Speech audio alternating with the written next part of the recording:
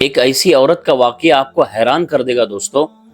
جن کے ویلکم اور استقبال کے لیے اللہ کے نبی علیہ الصلوۃ والسلام اتنی تیز دوڑے کہ حضور کی چادر مبارک پر زمین پر گھسٹ رہی تھی۔ یہ واقعہ ہے مدینہ منورہ کا، غزوہ حنین کا، جب اللہ کے نبی علیہ الصلوۃ والسلام مسجد نبوی میں تشریف فرما تھے۔ بڑے بڑے صحابہ کرام آپ کے پاس آئے اور آ کر عرض کرنے لگے کہ اللہ کے نبی، دروازے پر ایک عورت کھڑی ہے جو یہ کہتی ہے کہ وہ آپ کی بہن ہے۔ اللہ کے نبی علیہ الصلوۃ والسلام نے تعجب کے ساتھ فرمایا کہ میری تو کوئی سگی بہن نہیں، تو وہ کیسے ہو گئی؟ جب 3-4 مرتبہ ضد کی کرنے لگی تو اللہ کے نبی علیہ الصلوۃ والسلام مجبوراً اٹھ کر جانے لگے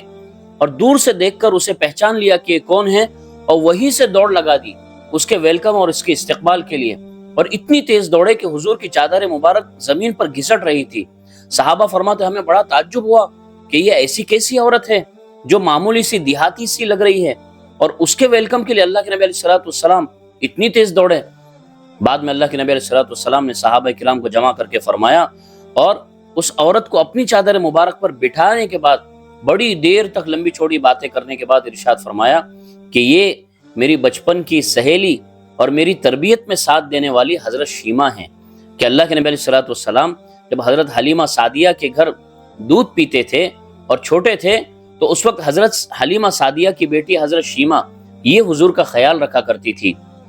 اس واقعے سے سبق کیا ملا دوستو؟ کہ اللہ کے نبی علیہ الصلوۃ والسلام اتنے لمبے زمانے کے گزرنے کے باوجود بھی حضرت شیمہ کے احسانات کو نہیں بھولے، تو میں اور آپ اپنے رشتہ داروں کے اور اپنے سگوں کے احسانات کو کیسے بھول سکتے ہیں، جبکہ اللہ کے پیارے نبی اتنا لمبا زمانہ گزرنے کے باوجود بھی احسان نہیں بھولے۔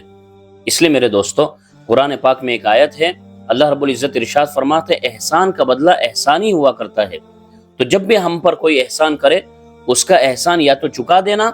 اور صرف چکانے کے بعد بھول نہیں جانا، بلکہ جتنا ہو سکتا ہے اس کے زندگی بھر یاد رکھنا۔